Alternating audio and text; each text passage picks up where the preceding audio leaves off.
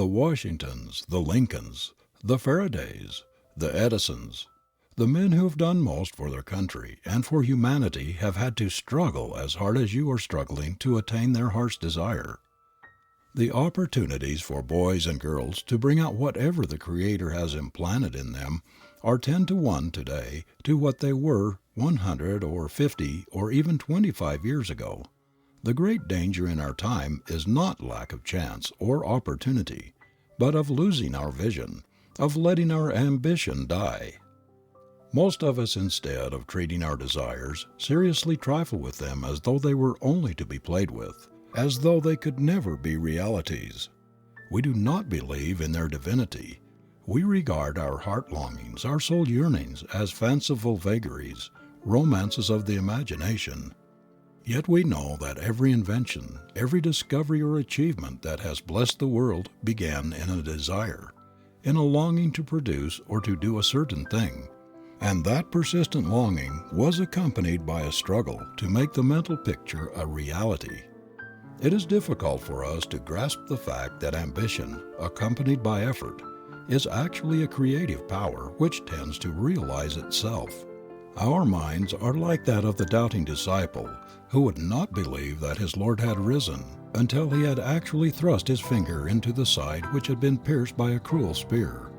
Only the things that we see seem real to us, when, as a matter of fact, the most real things in the world are the unseen. We never doubt the existence of the force that brings the bud out of the seed, the foliage and the flower out of the bud, the fruits, the vegetables from the flower. It is invisible. We cannot sense it, but we know that it is mightier than anything we see. No one can see or hear or feel gravitation, or the forces which balance the earth and whirl it with lightning speed through space, bringing it round its orbit without a variation of the 10th of a second in a century. Yet who can doubt their reality? Does anyone question the mighty power of electricity because it cannot be seen or heard or smelled? The potency of our desires, of our soul longings, when backed by the effort to make them realities, is just as real as is that of any of the unseen forces in nature's great laboratory. The great cosmic ether is packed with invisible potentialities. Whatever comes out of it to you comes in response to your call. Everything you have accomplished in life has been a result of a psychic law, which consciously or unconsciously you have obeyed. Do not make the mistake of thinking that the way will not be open because you cannot now see any possible means of achieving that for which you long. The very intensity of your longing for a certain career, to do a certain thing, is the best evidence that you have the ability to match it, and that this ability was given you for a purpose, even to play a divine, a magnificent part in the great universal plan. The longing is merely the forerunner of achievement. It is the seed that will germinate if nurtured by effort. If, however, you stop at sowing the seed, you will get just about as much harvest as a farmer would get if he should sow his seeds without preparing the soil, without fertilizing or cultivating it or keeping down the weeds.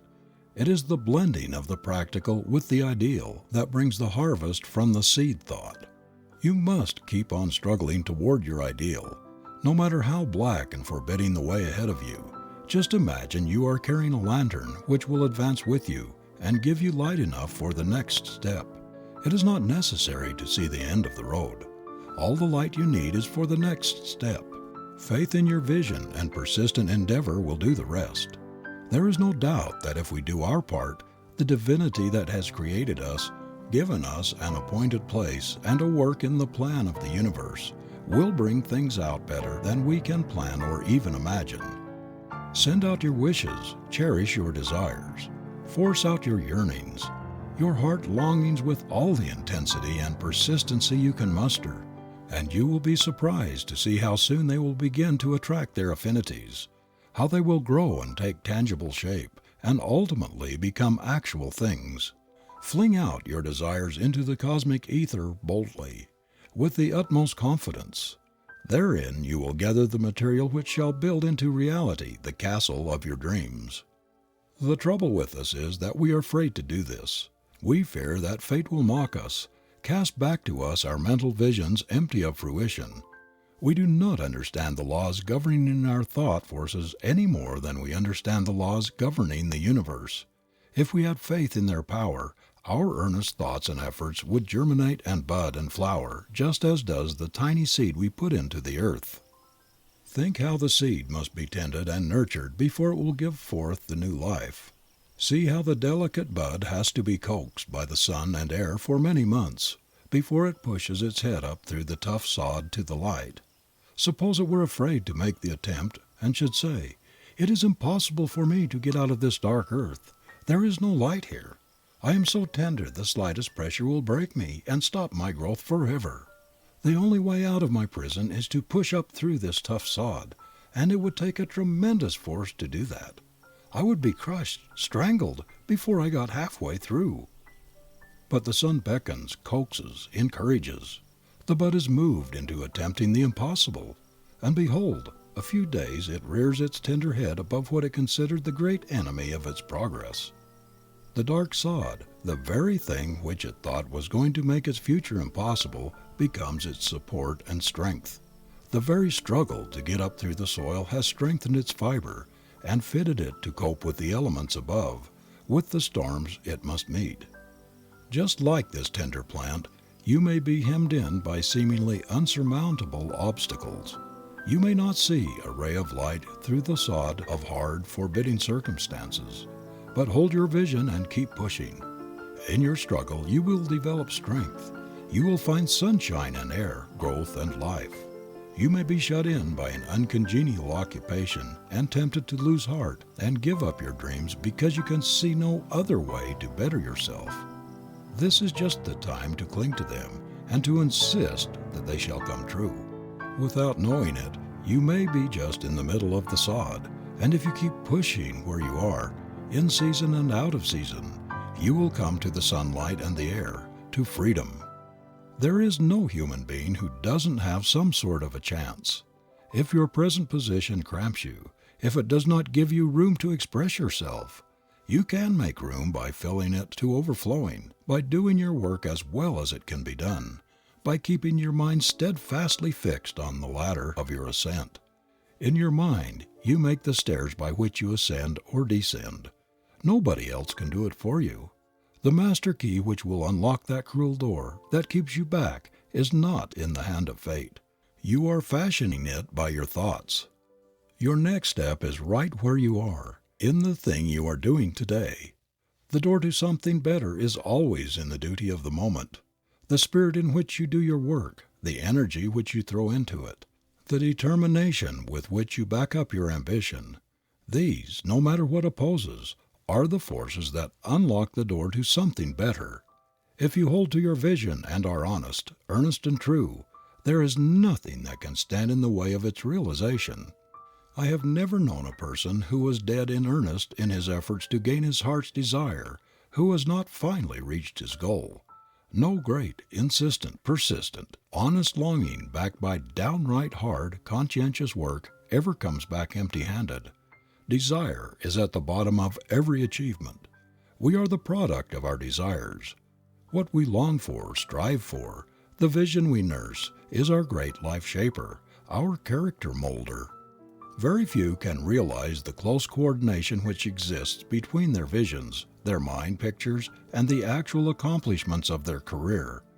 If I were asked to name the principal cause of the majority of failures in life, I should say it was the failure to understand this, to grasp the relation of thought to accomplishment. The gradual fading out of one's dreams, the losing of one's vision may be traced to this cause. When we first start out in life, we are enthusiasts. Our vision is bright and alluring, and we feel confident we're going to win out, that we shall do something distinctive, something individual, unusual. But after setbacks and failures, we lose heart, and faith in our vision dies. Then we gradually awaken to the fact that our ambition is beginning to deteriorate. It is not quite as sharply defined as formerly. Our ideals are a trifle dimmed, our longings a trifle less insistent. We try to find reasons and excuses for our lagging efforts and waning enthusiasm.